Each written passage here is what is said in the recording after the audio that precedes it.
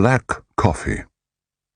A novel adapted by Charles Osborne from the play by Agatha Christie. Hercule Poirot sat at breakfast in his small but agreeably cozy flat in Whitehall Mansions. He had enjoyed his brioche and his cup of hot chocolate. Unusually, for he was a creature of habit and rarely varied his breakfast routine, he had asked his valet George to make him a second cup of chocolate. While awaiting it, he glanced again at the morning's post which lay on his breakfast table. Meticulously tidy as always, he had placed the discarded envelopes in one neat pile. They'd been opened very carefully with the paper knife in the form of a miniature sword which his old friend Hastings had given him for a birthday many years ago. A second pile contained those communications he found of no interest, circulars mostly, which in a moment he would ask George to dispose of. The third pile consisted of those letters which would require an answer of some kind, or at least some acknowledgment. These would be dealt with after breakfast, and in any case not before 10 o'clock. Poirot thought it not quite professional to begin a routine working day before 10. When he was on a case, well, of course, that was different. He remembered that once he and Hastings had set out well before dawn in order to... But no, Poirot did not want his thoughts to dwell on the past. The happy past. That last case, involving an international crime organization known as the Big Four, had been brought to a satisfactory conclusion, and Hastings had returned to the Argentine, his wife, and his ranch. Although his old friend was temporarily back in London on business connected with the ranch, it was highly unlikely that Poirot and he would find themselves working together again to solve a crime. Was that why Hercule Poirot was feeling restless on this fine spring morning in May 1934? Ostensibly retired, he had been lured out of that retirement more than once when an especially interesting problem had been presented to him. He'd enjoyed being on the scent again, with Hastings by his side to act as a kind of sounding board for his ideas and theories. But nothing of professional interest had presented itself to Poirot for several months. Well, there were no imaginative crimes and criminals anymore. Was it all violence and brutality, the kind of sordid murder or robbery which it was beneath his Poirot's dignity to investigate? His thoughts were interrupted by the arrival silently at his elbow of George with that second and welcome cup of chocolate. Welcome not only because Poirot would enjoy the rich, sweet taste, but also because it would enable him to postpone for a few more minutes the realization that the day, a fine sunny morning, stretched before him, with nothing more exciting in prospect than a constitutional in the park, and a walk through Mayfair to his favorite restaurant in Soho, where he would lunch alone on... what now? Perhaps a little pâté to begin, and then the bonne femme, followed by...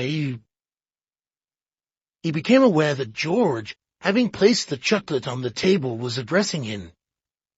The impeccable and imperturbable George, an intensely English, rather wooden-faced individual, had been with Poirot for some time now, and was all that he wished in the way of a valet. Completely incurious, and extraordinarily reluctant to express a personal opinion on any subject, George was a mine of information about the English aristocracy, and as fanatically neat as the great detective himself. Poirot had more than once said to him, "You price admirably the traces charge, but the imagination, you possess it not." Imagination, however, Hercule Poirot possessed in abundance. The ability to press a pair of trousers properly was, in his opinion, a rare accomplishment. Yes, he was indeed fortunate in having George to look after him. "And so I took the liberty, sir, of promising that you would return the call this morning," George was saying. "Oh, I do beg your pardon, my dear Charles," replied Poirot. "My attention was wandering. Someone has telephoned, you say?" "Oh, yes, sir. It was, last night, sir, while you were out at the theatre with Mrs. Oliver. I heard retired to bed before you arrived home and thought it unnecessary to leave a message for you at that late hour. Who was he true called? The gentleman said he was Sir Claud Amory, sir. He left his telephone number, which would appear to be someone in Surrey. The matter, he said, was a somewhat delicate one. And when you rang, you were not to give your name to anyone else, but were to insist on speaking to Sir Claud himself. Thank you, George. Leave the telephone number on my desk, said Poirot. I shall ring Sir Claud after I have perused this morning's Times. It is still a trifle early in the morning for telephoning, even on somewhat delicate matters. George bowed and departed, while Poirot slowly finished his cup of chocolate, and then repaired to the balcony with that morning's newspaper. A few minutes later, the Times had been laid aside. The international news was, as usual, depressing. That terrible Hitler had turned the German courts into branches of the Nazi Party. The fascists had seized power in Bulgaria, and worst of all in Poirot's own country, Belgium, 42 miners were feared dead after an explosion at a mine near Mons. The home news was little better. Despite the misgivings of officials, women competitors at Wimbledon were to be allowed to wear shorts this summer. Nor was there much comfort in the obituaries, for people Poirot's age and younger seemed intent on dying. His newspaper abandoned, Poirot lay back in his comfortable wicker chair, his feet on a small stool. Sir Claud Amory, he thought to himself. The name struck a chord, surely. He'd heard it somewhere. Yes, this Sir Claud was well known in some sphere or other, but what was it? Was he a politician? A barrister? A retired civil servant? Sir Claud Amory? Amory? The balcony faced the morning sun, and Poirot found it warm enough to bask in for a moment or two. Soon it would become too warm for him, for he was no sun worshipper. When the sun drives me inside, he mused, then I will exert myself and consult the who's who. If this Sir Claud is a person of some distinction, he will surely be included in that so admirable volume. If he's not true... The little detective gave an expressive shrug of his shoulders. An inveterate snob, he was already predisposed in Sir Claud's favor by virtue of his title. If he were to be found in Who's Who, a volume in which the details of Poirot's own career could also be discovered, then perhaps this Sir Claud was someone with a valid claim on his, Hercule Poirot's, time of attention. The quickening of curiosity and a sudden cool breeze combined to send Poirot indoors. Entering his library, he went to a shelf of reference books and took down the thick red volume whose title Who's Who was embossed in gold on its spine. Turning the pages, he came to the entry he sought, and read aloud, Amory, Sir Claud, Herbert, Night, 1927. Born 24th November 1878. Married 1907. Helen Clam. Deceased 1929. One son. Educated Weymouth Grammar School, King's College London. Research Physicist GEC Laboratories 1905. R.A.E. Farnborough, Radio Department 1916. Ministry Research Establishment Swanage 1921. Demonstrated a new principle for accelerating particles. The Traveling Wave Linear Accelerator 1924. Awarded Monroe Medal of Physical Society. Publications, papers in learned journals. Address, Abbots Cleeve near Market Cleeve, Surrey. Telephone, Market Cleeve 314. Club, Athenaeum. Ah, yes, Poirot mused, as if famous scientist. He remembered a conversation he had had some months previously with a member of His Majesty's government, after Poirot had retrieved some missing documents whose contents could have proved embarrassing to the government. They'd talked of security, and the politician had admitted that security measures in general were not sufficiently stringent. For instance, it said, what Sir Claud Amory is working on now is of such fantastic importance in any future war, but he refuses to work under laboratory conditions where he and his invention could be properly guarded. He insists on working alone at his house in the country. No security at all. Frightening. I wonder, Poirot thought to himself as he replaced Who's Who on the bookshelf. I wonder, can Sir Claud want to engage Hercule Poirot to be a tired old watchdog? The inventions of war, this secret weapon is there not only. If Sir Claud, the telephone in the next room rang, and Poirot could hear George answering it. A moment later the valet appeared. It's Sir Claud Amory again, sir, he said. Poirot went to the phone. Hello, it is Hercule Poirot who speaks, he announced into the mouthpiece.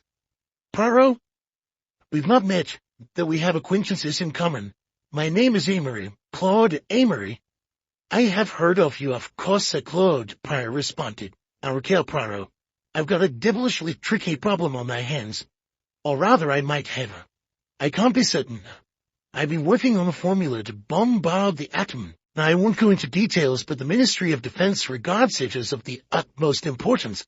My work is now complete, and I've produced a formula from which a new and deadly explosive can be made. I have reason to suspect that a member of my household is attempting to steal the formula. I can't say any more now, but I should be greatly obliged if you would come down to Eppotscleve for the weekend as my house guest. I want you to take the formula back with you to London and hand it over to a certain person at the ministry. There are good reasons why a ministry courier can't do the job. I need someone who is ostensibly an unobtrusive, unscientific member of the public, but who is also astute enough. Sir Claude talked on. Hercule Poirot, glancing across at the reflection in the mirror of his bald, egg-shaped head and his elaborately waxed moustache, told himself that he had never before, in a long career, been considered unobtrusive, nor did he so consider himself. But a weekend in the country, and a chance to meet the distinguished scientist could be agreeable, as no doubt could the suitably expressed thanks of a grateful government. And merely for carrying in his pocket from Surrey to Whitehall an obscure, if deadly, scientific formula. I shall be delighted to oblige you, my dear Sir Claude, he interrupted. I shall arrange to arrive on Saturday afternoon if that is convenient to you, and return to London with whatever you wish me to take with me on Monday morning. I look forward greatly to making your acquaintance. Curious, he thought, as he replaced the receiver. Foreign agents might well be interested in Sir Claude's formula, but could it really be the case that someone in the scientist's own household? Now well, doubtless more would be revealed during the course of the weekend. Josh, he called, please take my heavy tweed suit and my dinner jacket and trousers to the cleaners. I must have them back by Friday, as I am going to the country for the weekend. He made it sound like the steppes of Central Asia and for a lifetime. Then, turning to the phone, he dialed a number and waited for a few moments before speaking. My dear Hastings, he began, would you not like to have a few days away from your business concerns in London? Surrey is very pleasant at this time of the year. Sir Claud Amory's house, Eppotscleve, stood just on the outskirts of the small town, or rather overgrown village, of Marketcleve, about 25 miles southeast of London. The house itself, A large but architecturally nondescript Victorian mansion was set amid an attractive few acres of gently undulating countryside, here and there heavily wooded. The gravel drive, from the gatehouse up to the front door of Abbott's Cleeve, twisted its way through trees and dense shrubbery. A terrace ran along the back of the house, with the lawn sloping down to a somewhat neglected formal garden. On the Friday evening, 2 days after his telephone conversation with Hercule Poirot, Sir Claud sat in his study, a small but comfortably furnished room on the ground floor of the house on the east side. Outside, the light was beginning to fade. Sir Claud's butler, individual with an impeccably correct manner, had sounded the gong for dinner 2 or 3 minutes earlier, and no doubt the family was now assembling in the dining room on the other side of the hall. Sir Claud drummed on the desk with his fingers, his habit when forcing himself to a quick decision. A man in his 50s, of medium height and build, with braying hair brushed straight back from a high forehead, and eyes of a piercingly cold blue, he now wore an expression in which anxiety was mixed with puzzlement. There was a discreet knock on the study door, and Treadwell appeared in the doorway. "Excuse me, Sir Claud. I wondered if perhaps you had not heard the gong." "Yes, Treadwell, that's all right. There, would you tell them I should be in very shortly? Say I'm caught on the phone. In fact, I am about to make a quick phone call. You may as well begin serving." Treadwell withdrew silently, and Sir Claud, taking a deep breath, pulled the telephone towards himself. Extracting a small address book from a drawer of his desk, he consulted it briefly and then picked up the receiver. He listened for a moment and then spoke. "This is Market Plea 314. I want you to get me a London number." He gave the number, then sat back waiting. Fingers of his right hand began to drum nervously on the desk. Several minutes later, Sir Claud Amory joined the dinner party, taking his place at the head of the table around which the 6 others were already seated.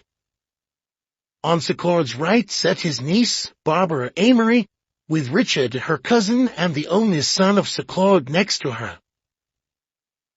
On Richard Amory's right was a house guest, Dr. Cavrelli, an Italian. Continuing round, at the opposite end of the table to Sir Claud sat Caroline Amory, his sister. A middle-aged spinster, she had run Sir Claud's house for him ever since his wife died some years earlier. Edward Raynor, Sir Claud's secretary, sat on this Amory's right, with Lucia, Richard Amory's wife, between him and the head of the household. Dinner on this occasion was not at all festive. Caroline Amory made several attempts at small talk with Dr. Corelli, who answered her politely enough without offering much in the way of conversation himself. When she turned to address a remark to Edward Raynor, that normally polite and socially suave young man gave a nervous start, mumbled an apology and looked embarrassed. Sir Claud was as taciturn as he normally was at mealtimes, or perhaps even more so. Richard Amory cast an occasional anxious glance across the table at his wife Lucia. Barbara Amory alone seemed in good spirits, and made spasmodic light conversation with her Aunt Caroline. It was while Treadwell was serving the dessert course that Sir Claud suddenly addressed the butler, speaking loudly enough for all at the dinner table to hear his words. "Treadwell," he said, "would you ring Jackson's garage in Market Cleeve and ask them to send a car and drive out to the station to meet the 8:50 from London? A gentleman who is visiting us after dinner will be coming by that train." "Very well, Sir Claud," replied Treadwell as he left. He was barely out of the room when Lucia, with a murmured apology, got up abruptly from the table and hurried out, almost colliding with the butler as he was about to close the door behind him.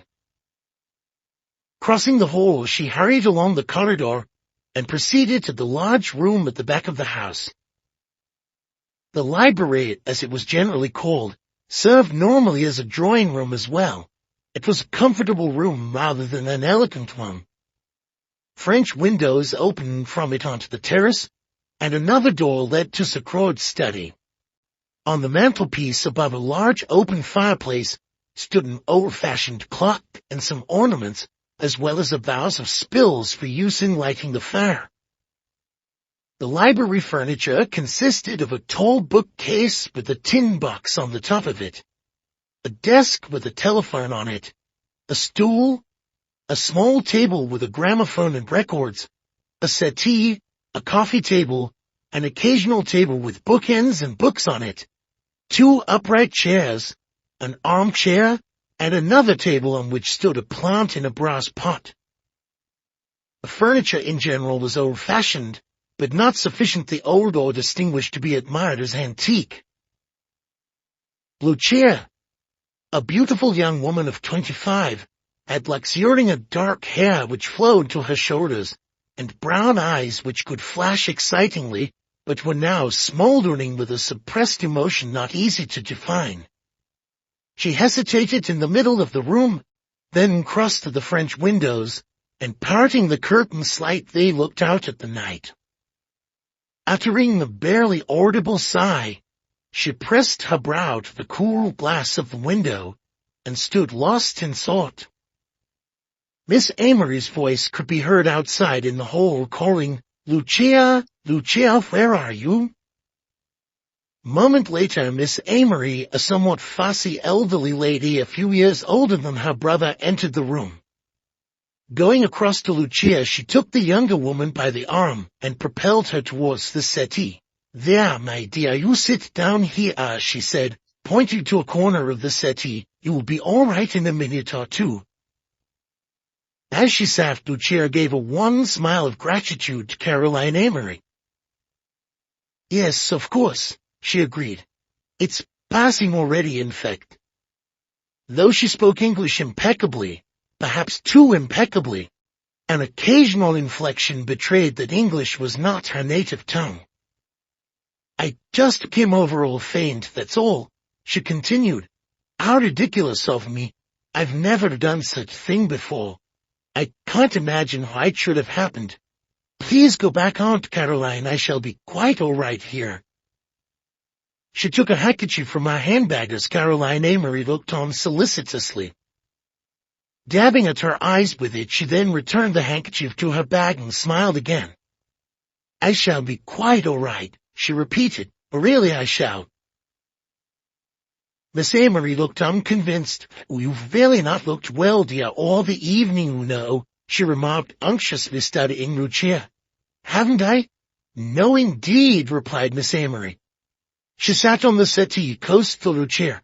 "Perhaps you've caught a little chill, dear," she twittered anxiously. "Our English summers can be rather treacherous, you know, not at all like the hot sun in Italy, which is what you're more used to. So delightful Italy, I always think." "Italy?" murmured Lucia with a faraway look in her eyes, as she placed her handbag beside her on the settee. "Italy?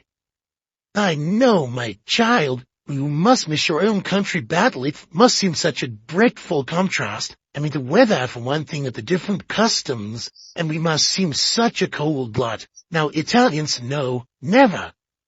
I never miss Italy," cried Lucia with a vehemence that surprised Miss Amory. "Never." "Oh, come now, child. There's no disgrace in feeling a little homesick for—" "Never," Lucia repeated. "I hate Italy. I always hated it. It is like a heaven for me to be here in England with all you kind people. Absolute heaven."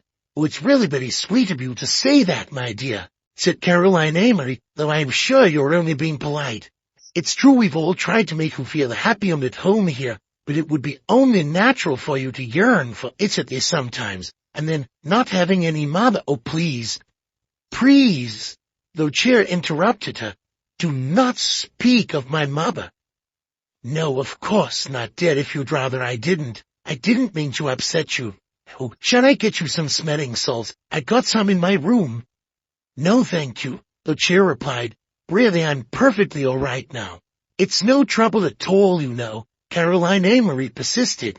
"I got some very nice smelling salts, lovely pink color, and in the most charming little bottle, and very pungent. Sal ammoniac, you know.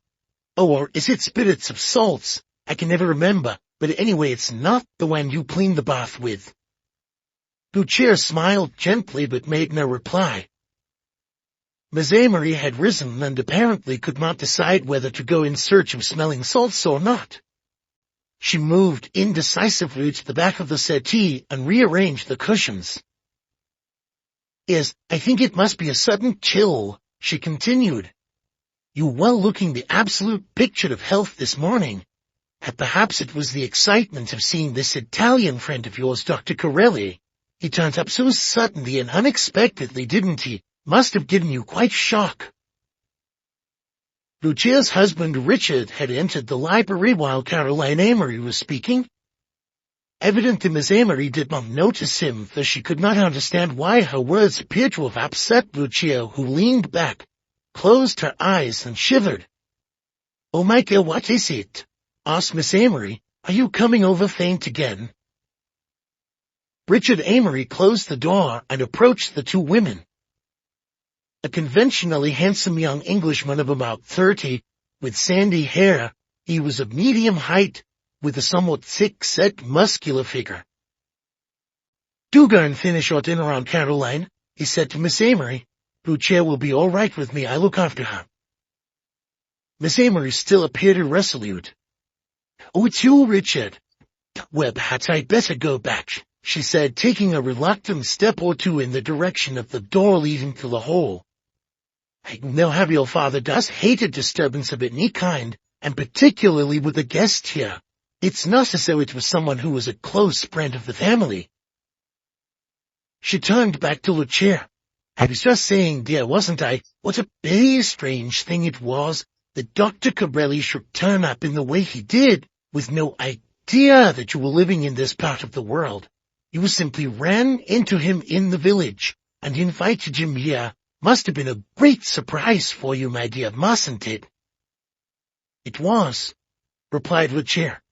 "The world really is such a very small place. I've always said so," Miss Amory continued. "Your friend is a very good-looking man, Lucia." "Do you think so?" "Foreign-looking, of course," Miss Amory conceded, "but distinctly handsome. And he speaks English very well." "Yes, I suppose he does." Miss Amory seemed disinclined to let the topic go. "Do you really have no idea," she asked, "that he was in this part of the world?" "None whatsoever," replied Lucia emphatically. Richard Amory had been watching his wife intently. Now he spoke again. "What a delightful surprise it must have been for you, Lucia," he said. His wife looked up at him quickly, but made no reply. Miss Amory beamed. "Yes, indeed," she continued. "Did you know him well in Italy, my dear? Was he a great friend of yours? I suppose he must have been." There was a sudden bitterness in Lucia's voice. "He was never a friend," she said. "Why, see, merely an acquaintance. But he accepted your generous invitation to stay. I often think foreigners are inclined to be a little pushy." "Oh, I can be new, of course, dear." Miss Amory had the grace to pause and blush. "I mean, well, you are half English in any case." She looked archly at her nephew and continued, "In fact, she's quite English now, isn't she, Richard?" Richard Amory did not respond to his aunt's archness, but moved towards the door and opened it, as though in invitation to Miss Amory to return to the others. "Well," said that lady, as she moved reluctantly to the door, "if you're sure I can't do anything more." No. Richard's tone was as abrupt as his words as he held the door open for her. With an uncertain gesture and a last nervous smile at Lucia, Miss Amory left. Emitting a sigh of relief, Richard shut the door after her and came back to his wife. Netta, he complained. Thought she'd never go." "She was only trying to be kind, Richard. Now I dare say she was. She tries a damn sight too hard." "I think she's fond of me," murmured Lucia. "What?" "Yeah, oh, of course." Richard Amory's tone was abstracted. He stood observing his wife closely. For a few moments there was a constrained silence. Then, moving nearer to her, Richard looked down at Lucia. "You're sure there's nothing I can get you?" Lucia looked up at him, forcing a smile. "Nothing really, thank you, Richard. Do go back to the dining room. I really am perfectly all right now." "No," replied her husband, "I'll stay with you. But I'd rather be alone." There was a pause. Then Richard spoke again as he moved behind the settee. "Cushions all right?" "Like another one under your head?" "I'm quite comfortable as I am," Lucia protested. "It would be nice to have some air, though. Could you open the window?" Richard moved to the French windows and fumbled with the catch. "No, damn," he exclaimed. "The old boy's locked it with one of those patent catchers of his. Can't open it without the key." Lucia shrugged her shoulders. "Oh well," she murmured, "it really doesn't matter." Richard came back from the French windows and sat in one of the chairs by the table. He leaned forward, resting his elbows on his thighs. "Wonderful fellow, the old man. Always inventing something or another." "Yes," replied Lucia, "he must have made a lot of money." "Pot saw it," said Richard gloomily. "But it isn't the money that appeals to him. They're all the same, these scientists. Always on the track of something utterly impracticable that can be of no earthly interest to anyone other than themselves. Bombarding the atom, for heaven's sake. But all the same, he is a great man, your father." "No, I suppose he's one of the leading scientists of the day," said Richard grudgingly. "He can't see any point of view except his own." He spoke with increasing irritation. "He's treated me damn badly." "I know," Lucia agreed. "He keeps you here, chained to this house, almost as though you were a prisoner. Why did he make you give up the army and come to live here?" "I suppose," said Richard, "that he thought I could help him in his work. He ought to have known that I should be of no earthly use to him in that way. Simply haven't got the brains for it." He moved his chair a little closer to Lucia and leaned forward again.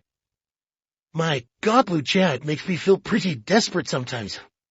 Why, there he is, roaring in money, and he spends every penny on those damned experiments of his. If he could let me have something of what will be mine some day in any case, and allow me to get free of this place." Lucia sat upright.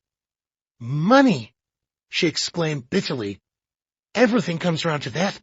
Money!" "I'm like a fly caught in a spider's web," Richard continued, helpless, absolutely helpless. Lucia looked at him with an imploring eagerness. "Oh, Richard," she exclaimed, "so am I." Her husband looked at her with alarm.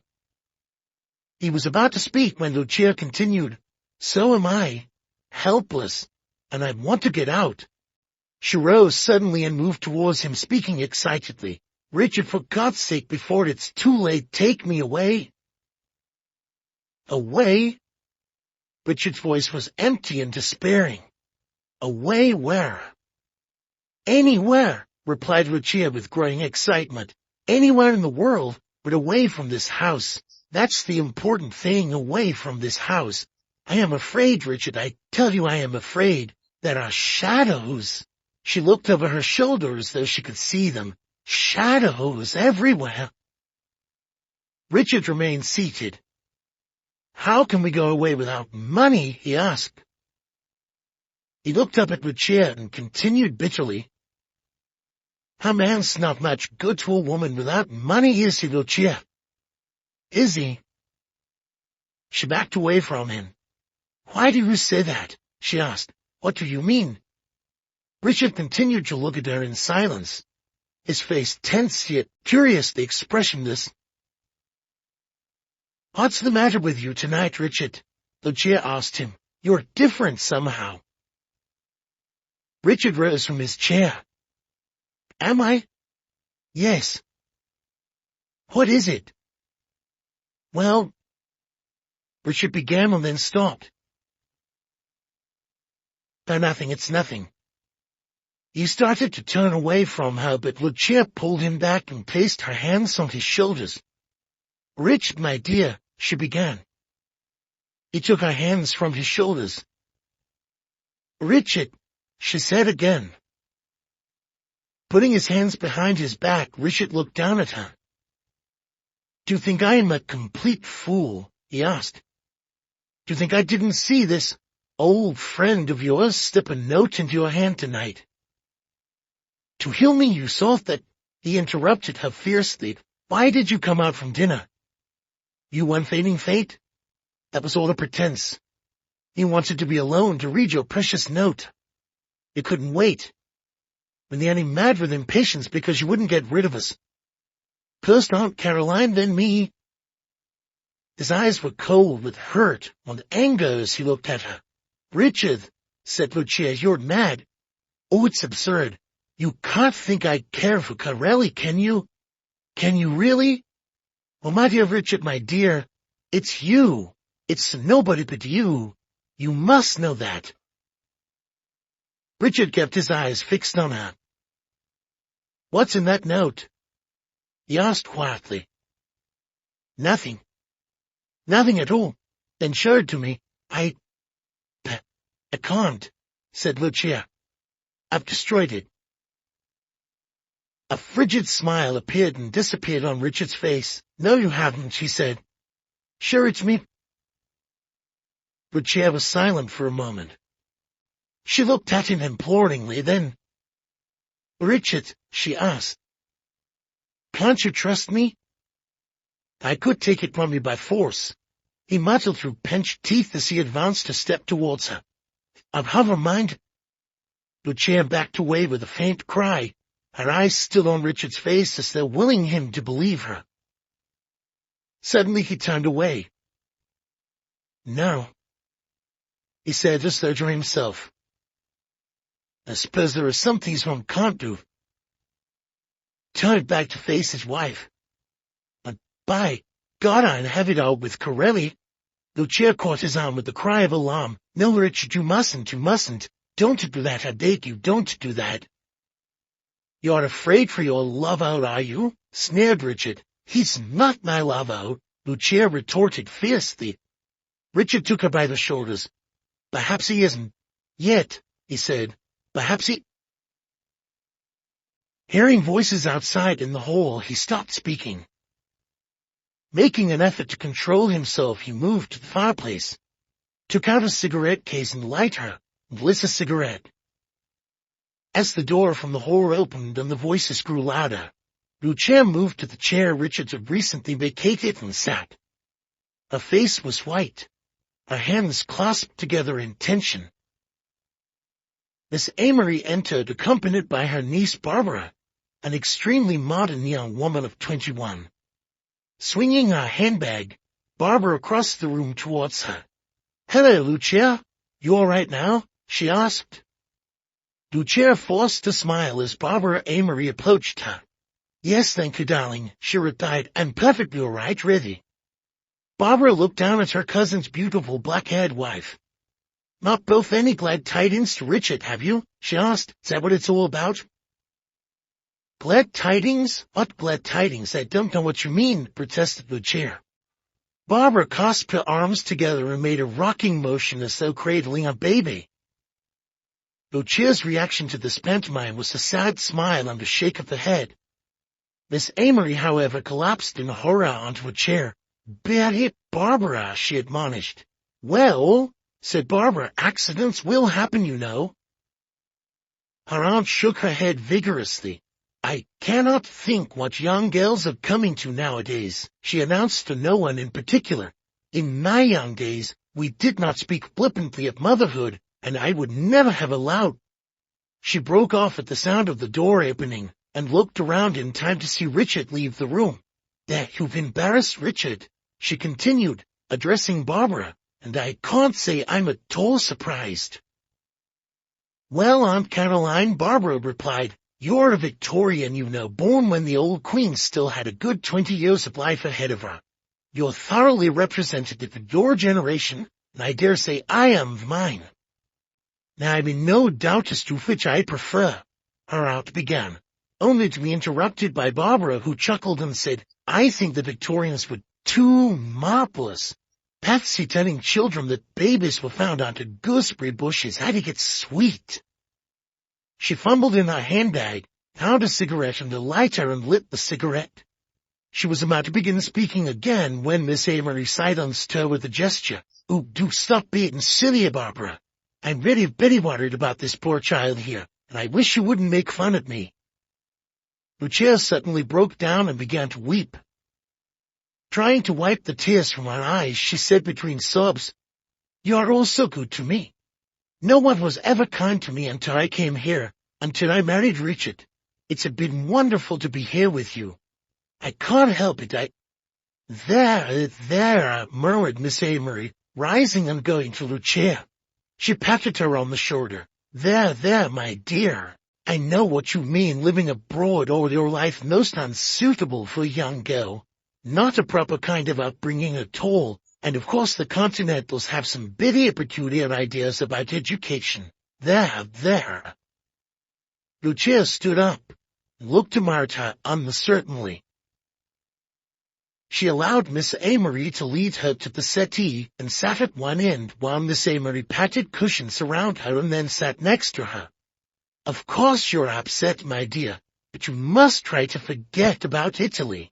Although of course the dear Italian lakes are quite delightful in the spring, I always think. Very suitable for holidays, but one wouldn't want to live there naturally. Now, don't cry, my dear.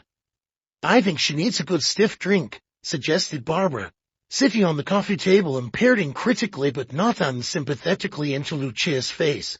This is an awful house, Aunt Caroline. Years behind the times. We rarely see the ghost of a cocktail in it. Nothing but sherry or whiskey before dinner and brandy afterwards. Richard can't make a decent Manhattan, and just try asking Edward Rayner for a whiskey sour. Now, what would really pull Lucia around in no time would be a Satan's whisker. Miss Amory turned shocked countenance upon her knees. What?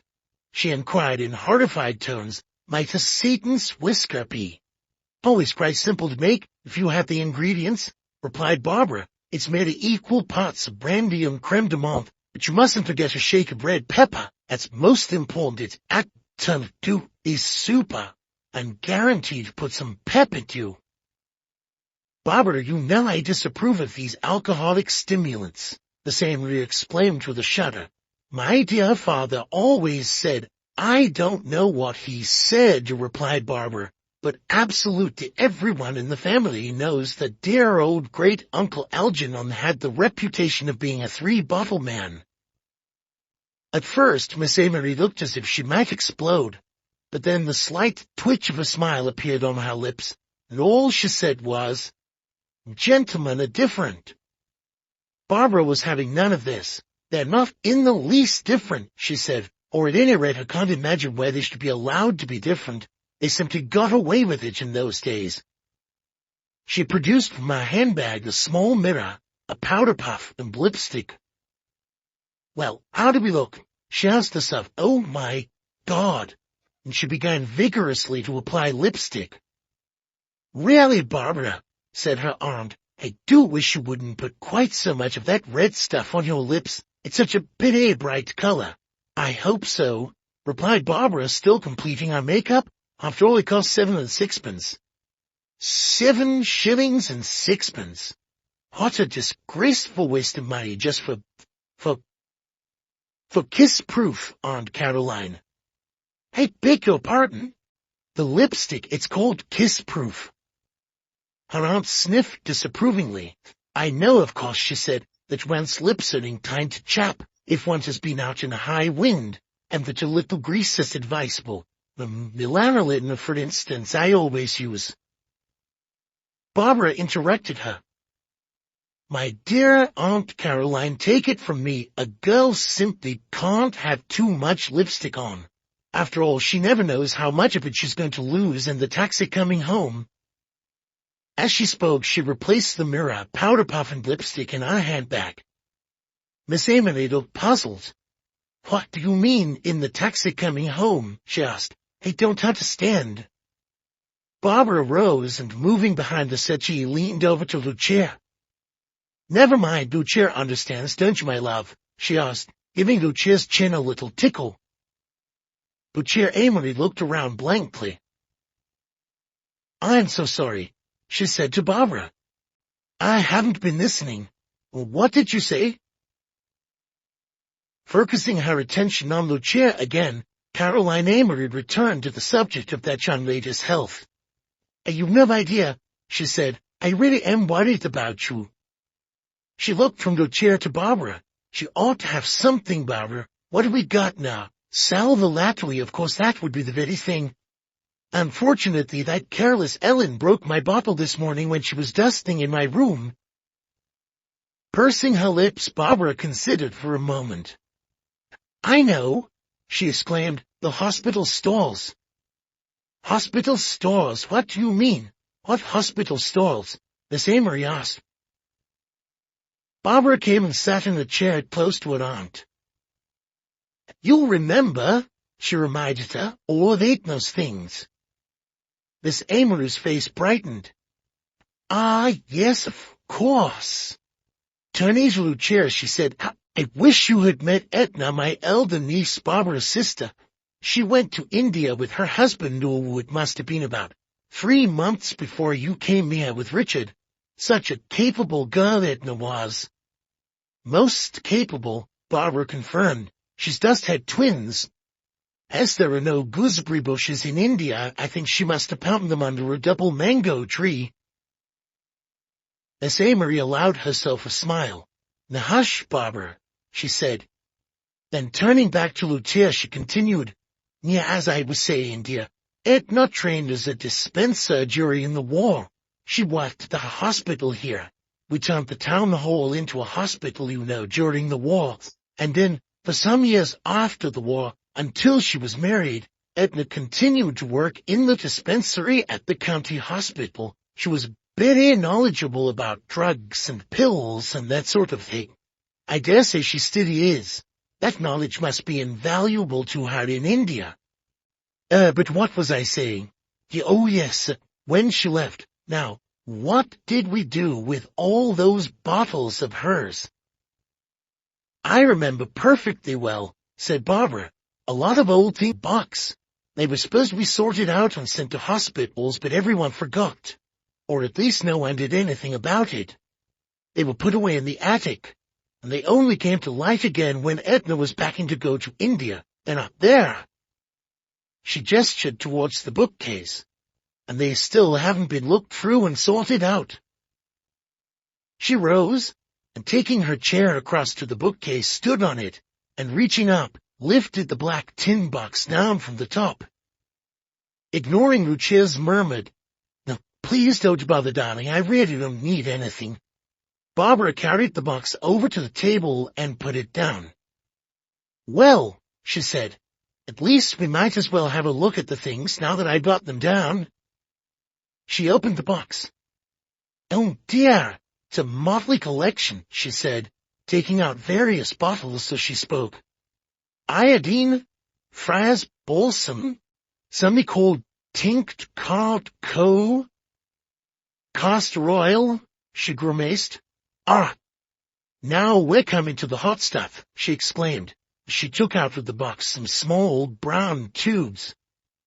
"Atropine, morphine, strychnine," she read from the labels. "Now be careful, Aunt Caroline. If pure as my furious temper, I'll poison your coffee with strychnine, and you die in the most awful agony." Barbara made a mock menacing gesture at her aunt, who waved her away with a snort. "Well, there's nothing here we could possibly try out on Lucia as a tonic, that's for certain," she laughed as she began to pack the bottles and piles back into the tin box. She was holding a tube of morphine aloft in her right hand as the door to the hall opened, and Treadwell ushered in Edward Rayner, Dr. Carelli, and Sir Claud Amory. Sir Claud's secretary, Edward Rayner, entered first, an unremarkable-looking young man in his late 20s. He moved across to Barbara and stood looking at the box. "Hello, Mr. Rayner. Interested in poisons?" she asked him as she continued to pack up the bottles. Dr. Carelli, too, approached the table. A very dark, swarthy individual of about 40, Carelli wore perfectly fitting evening clothes. His manner was suave, and when he spoke, it was with the slightest Italian accent. "What have we here, my dear Miss Amory?" he queried. Sir Claud paused at the door to speak to Treadwell. "You understand my instructions?" he asked, and was satisfied by the reply. "Perfectly, Sir Claud." Treadwell left the room, and Sir Claud moved across to his guest. "I hope you will excuse me, Dr. Carelli," he said, "if I go straight to my study. I have several important letters which must go off tonight. Rayner, will you come with me?" The sick rejoined his employer, and they went into Claud's study by the connecting door. As the door closed behind them, Barbara suddenly dropped the tube she had been holding. Dr. Carelli stepped forward quickly and picked up the tube Barbara had dropped. Glancing at it before handing it back to her with a polite bow, he exclaimed, "Hello, what's this? Morphine." He picked up another one from the table, and strychnine. "May I ask, my dear young lady, where you got hold of these lethal little tubes?" He began to examine the contents of the tin box. Barbara looked at the suave Italian with distaste. "The spoils of war," she replied shortly with a tight little smile. Rising anxiously, Caroline Amory approached Dr. Carelli. "They're not really poison, are they, Doctor? I mean, they couldn't harm anyone, could they?" she asked. "That box has been in the house for years. Surely it's harmless, isn't it?" "I should say," replied Carelli dryly, "that with the little lot you have here, you could kill roughly 12 strong men." "I don't know what you regard as harmful." "Oh, good gracious!" Miss Amory gasped with horror as she moved back to her chair and sat heavily. "Peel, for instance," continued Carelli, addressing the assembled company. He picked up a tube and read slowly from the label, "Strychnine hydrochloride, 1/16 of a grain. 7 or 8 of these little tablets, and you would die a very unpleasant death indeed, an extremely painful way out of the world." He picked up another tube, atropine sulfate. Now, atropine poisoning is sometimes very hard to tell from ptomaine poisoning. It is also a very painful death. Replacing the 2 tubes he had handled, he picked up another. "Now here," he continued, now speaking very slowly and deliberately, "here we have a hyoscine hydrobromide, 1/100th of a grain. That doesn't sound very potent, does it? Yet I assure you, you would only have to swallow half of the little white tablets in this tube, and—" he made a graphic gesture. "There would be no pain. No pain at all.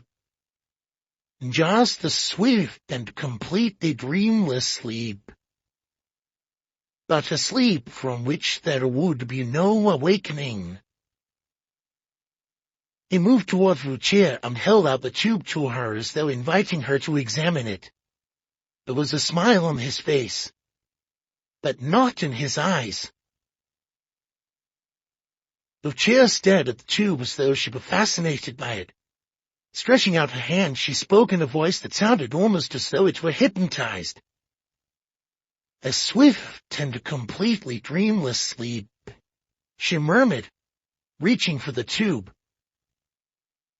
Instead of giving it to her, Dr. Carelli glanced at Caroline Amory with an almost questioning look. That lady shuddered and looked distressed, but said nothing. With a shrug of the shoulders, Corelli turned away from the chair, still holding the tube of Hassan hydrobromide. The doors of the hallway opened and Richard Amory entered. Without speaking, he strolled across to the stool by the desk and sat down. He was followed into the room by Treadwell, who carried a tray containing a jug of coffee with cups and saucers. Placing the tray on the coffee table, Treadwell left the room as Lucia moved to pour out the coffee. Barbara went across to Lucia, took 2 cups of coffee from the tray, and then moved over to Richard to give him one of them, keeping the other for herself. Dr. Corelli, meanwhile, was busy replacing the tubes in the tin box on the center table. "You know," said Miss Amory to Corelli, "you make my flesh creep, Doctor, with your talk of swift, dreamless sleep and unpleasant deaths. I suppose that being Italian as you are, you know a lot about poisons." Oh, my dear lady," laughed Corelli, "isn't that nothing extremely unjust? What do you say, non sequitur? Why should an Italian know any more about poisons than an Englishman? I have heard it said," he continued playfully, "that poison is a woman's weapon rather than a man's. Perhaps I should ask you—" "No, but perhaps, dear lady, it is an Italian woman you were thinking of, Perhaps you are about to mention a certain Borgia. Is that it, eh?" He took a cup of coffee from Lucia at the coffee table and handed it to Miss Amory, returning to take another cup for himself. "Lucrezia Borgia, oh, that breathful creature. Yes, I suppose that's what I was thinking of," admitted Miss Amory. "I used to have nightmares about her when I was a child, you know. I imagined her as very pale, but tall, and with jet-black hair, just like our own dear Lucia." Dr. Corelli approached Miss Amory with the sugar bowl. She shook her head in refusal, and he took the bowl back to the coffee tray. Richard Amory put his coffee down, took a magazine from the desk and began to browse through it, as his aunt developed her Borgia theme. "Yes, dreadful nightmares I used to have," Miss Amory was saying. "I would be the only child in a room full of adults, all of them drinking out of bitty elaborate goblets, and then this glamorous woman, and that now I come to think of it, dear, she did look remarkably like you, Lucia, dear, that would approach me and force a goblet upon me. I could tell by the way she smiled somehow that I ought not to drink, but I knew I wasn't going to be able to refuse, and somehow she hypnotized me into drinking, and then I would begin to feel a dreadful burning sensation in my throat, and I would find myself fighting for breath, and then of course I woke up." Dr. Corelli had moved close to the chair. Standing in front of her, he gave an ironic bow. "My dear Lucrezia Borgia," he implored, "have a mercy on us all." Lucia did not react to Corelli's joke. She appeared not to have heard him. There was a pause. Smiling to himself, Dr. Corelli turned away from Lucia, drank his coffee, and placed his cup on the center table. Finishing her coffee rapidly, Barbara seemed to realize that a change of mood was called for. "What about a little tune?" she suggested, moving across to the gramophone. "Now, what should we have? There's a marvelous record here that I bought up in town the other day." She began to sing, accompanying her words with a jazzy little dance. "Ikey, oh crikey, what have you got on?" "Oh, what else is there?" "Oh, Barbara dear, not that vulgar song," implored Miss Amory, moving across to her and helping to look through the gramophone records. "There are some much nicer records here. If we must have popular music, there are some lovely songs by John McCormack here somewhere. Or what about the Holy City? Now, I can't remember the soprano's name. Or why not that nice Melba record? Oh, yes, here there's Handel's Largo." "Oh, come on, Aunt Caroline, we're not likely to be cheered up by Handel's Largo," Barbara protested. "There's some Italian opera here, and if we must have classical music, now come on, Dr. Corelli, this ought to be your province. Come and help us choose." Corelli joined Barbara and Miss Amory around the gramophone, and all three of them began to sort through the pile of records. Richard now seemed engrossed in his magazine.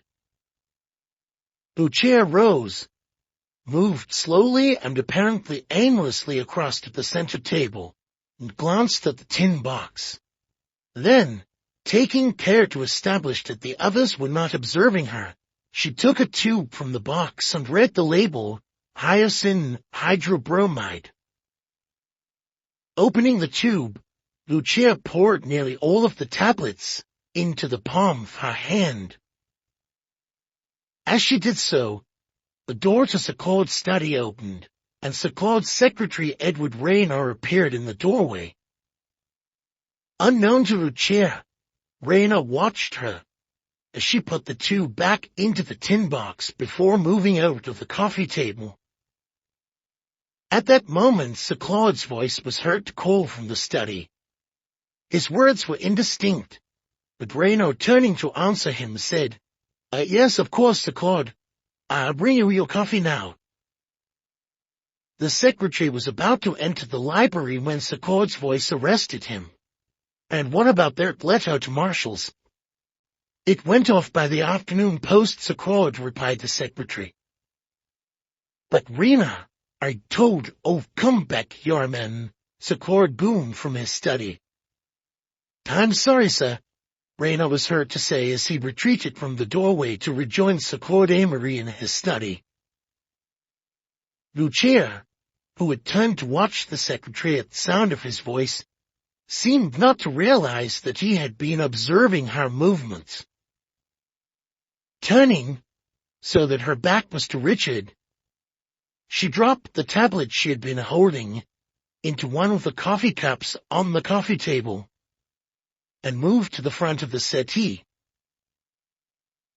The gramophone suddenly burst into life with a quick foxtrot. Richard Amory put down the magazine he had been reading, finished his coffee quickly, placed the cup on the center table, and moved across to his wife. "I'll take you at your word, I've decided. We'll go away together." Lucia looked up at him in surprise.